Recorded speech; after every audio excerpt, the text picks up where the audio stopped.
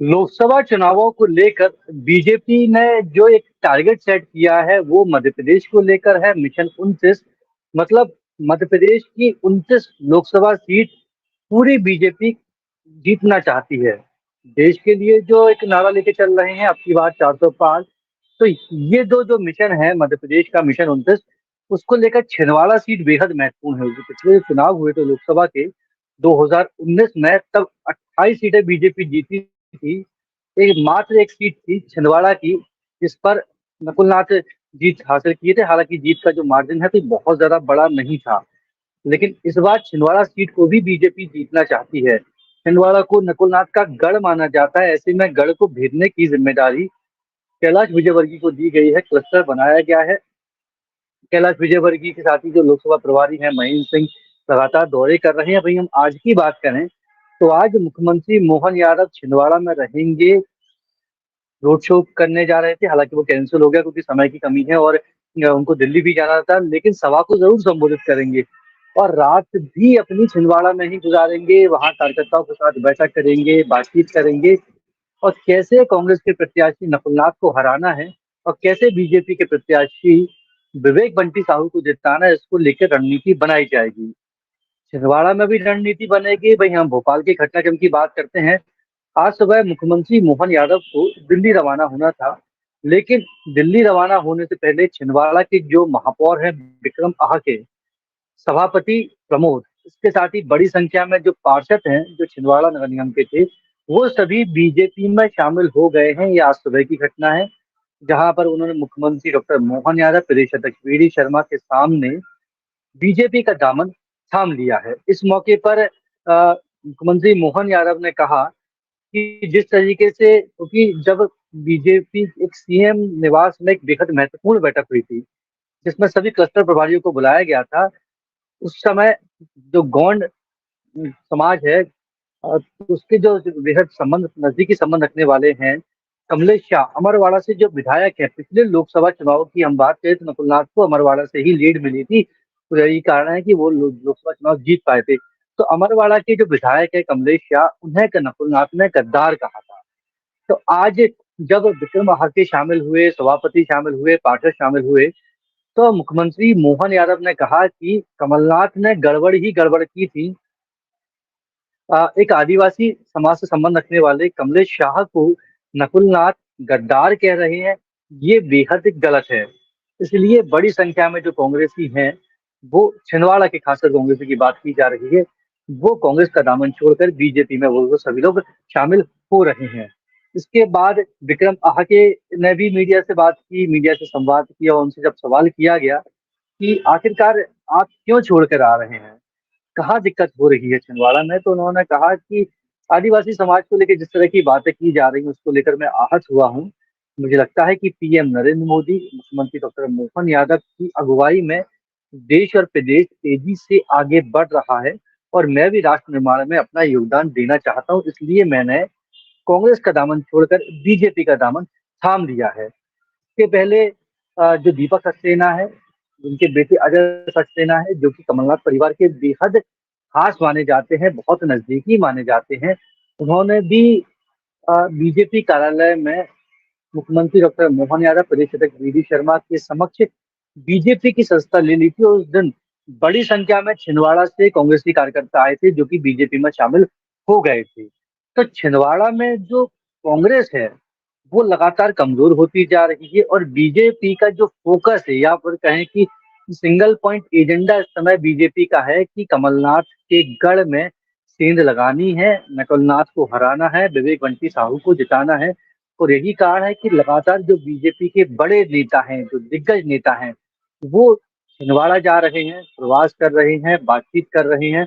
कैलाश विजयवर्गीय को तो जिम्मेदारी दी गई है कि वो लगातार ये छिंदवाड़ा में प्रवास करे और छिंदवाड़ा में कमलनाथ को कमजोर करने की वो कोशिश जिस तरीके से कर रहे हैं, उसके फायदे हमें यहाँ पर होते नजर आ रहे हैं। तो कमलेश शाह, अजय सक्सेना, इसके साथ ही जो सभापति हैं विक्रम आहाके भी शामिल हो चुके हैं बड़ी संख्या में। कांग्रेस के पार्षद जो हैं छिंदवाड़ा के, वो भी यहाँ पर शामिल हो चुके हैं। ऐसे में खबर थी कि दो और जो विधायक हैं छिंदवाड़ा जिले के, 7 विधानसभा हैं जहाँ पर कांग्रेस के विधायक हैं माफ कीजिए, वो भी बीजेपी का दामन थाम सकते हैं। हालांकि उनकी जो ज्वाइनिंग है वो कुछ समय के लिए होल्ड हो गई है, टल गई है, रुकी नहीं है। हालांकि कांग्रेस को ऐसा लगता है कि जो विधायक अब शामिल होने जा रहे थे उनकी ज्वाइनिंग बीजेपी में रुक गई है, टल गई है। तो फिलहाल ऐसा कुछ भी नहीं है, समय की बात है। कुछ समय बाद वो हमें लगता है कि फिर से बीजेपी का दामन थामते हुए नजर आएंगे। जो चीज अभी रुकी है वो चीज ठीक होगी। तो अब जिस तरह से बीजेपी आगे बढ़ रही है, छिंदवाड़ा के में कमलनाथ को कमजोर करने की कोशिश की जा रही है, क्योंकि नकुलनाथ जिस तरीके से कल उन्होंने बयान दिया, आदिवासी कमलेश शाह हैं, कमलनाथ परिवार के नजदीकी माने जाते हैं, कई बार विधायक रह चुके हैं। और हालांकि उन्होंने अपनी संस्था से इस्तीफा दे दिया है और नंबरवाड़ा से ही कांग्रेस को लीड मिल रही थी। लेकिन अब चूंकि कोई कांग्रेसी कार्यकर्ता जाएगा तो दुख तो होता है। इन मौके पर छिंदवाड़ा में जहाँ चुनाव होने हैं, बहुत ज्यादा समय भी नहीं बचा है। ऐसे में कांग्रेस को एक प्रत्येक कार्यकर्ता को अपने साथ जोड़ना है, लेकिन उसके कार्यकर्ता लगातार छोड़ के जा रहे हैं। शुरुआत हुई थी अजय शाह, अजय सक्सेना से। उसके पहले भी छिंदवाड़ा में जो जिला जिला जनपद थे, सरपंच थे, पंच थे, वो भी बीजेपी में शामिल हो गए थे। तो जो संख्या है छिंदवाड़ा में कांग्रेस को छोड़ने वालों की, उसमें लगातार बढ़ोतरी हो रही है। विक्रम महाकी जा चुके हैं, कमलेश शाह जा चुके हैं, अजय सक्सेना जा चुके हैं। दो और विधायकों की कांग्रेस को छोड़ने की खबर है। अब वो कब छोड़ते हैं, हालांकि इस पर फिलहाल संशय है। कांग्रेस खुशियां मना रही है कि दो विधायक नहीं गए तो अच्छी बात है, लेकिन बीजेपी के अंदर खाने से जो खबर है वो यही है कि ज्वाइनिंग कुछ समय के लिए रुक गई है। और आज जब मुख्यमंत्री डॉक्टर मोहन यादव छिंदवाड़ा जा रही हैं, तो हो सकता है उनके समक्ष भी कुछ कांग्रेसी कार्यकर्ता बीजेपी का दामन थाम ले, क्योंकि रात्रि प्रवास भी करेंगे, सुबह भी कार्यकर्ताओं के साथ बैठ बातचीत करेंगे, दिन रात में भी बातचीत करेंगे, आम सभा को भी संबोधित करेंगे।